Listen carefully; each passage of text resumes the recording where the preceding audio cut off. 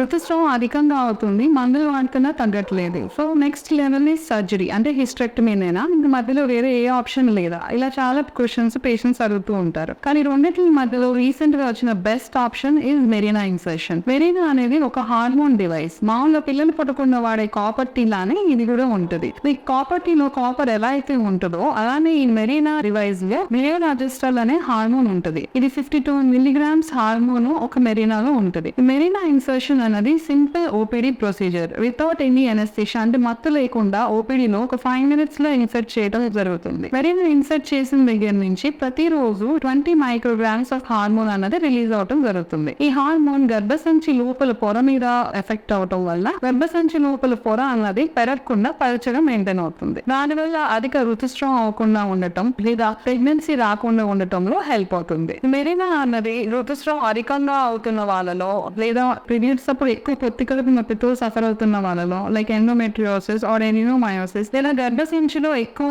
కణితలు అంటే ఫైబ్రాయిడ్స్ ఉన్న వాళ్ళలో, క్యావిటీ బాగా ఉన్న వాళ్ళలో, నార్మల్ గా ఉన్న వాళ్ళలో ఇన్సర్ట్ చేయడం జరుగుతుంది. ఈ ఇన్సర్ట్ చేసిన దగ్గర నుంచి ఇది 5 years వరకు ఎఫెక్టివ్ గా వర్క్ చేస్తుంది. ఇది ఇన్సర్ట్ చేసిన తర్వాత 2 to 3 months వరకు కూడా కొంచెం బ్లీడింగ్ ఇష్యూస్ అనేవి ఉంటూనే ఉంటాయి. కానీ ఒకసారి 3 months తర్వాత మనకి సెట్ అయితే మాత్రం దీనికంటే బెస్ట్ ఆప్షన్ ఇంకోటి ఉండదు.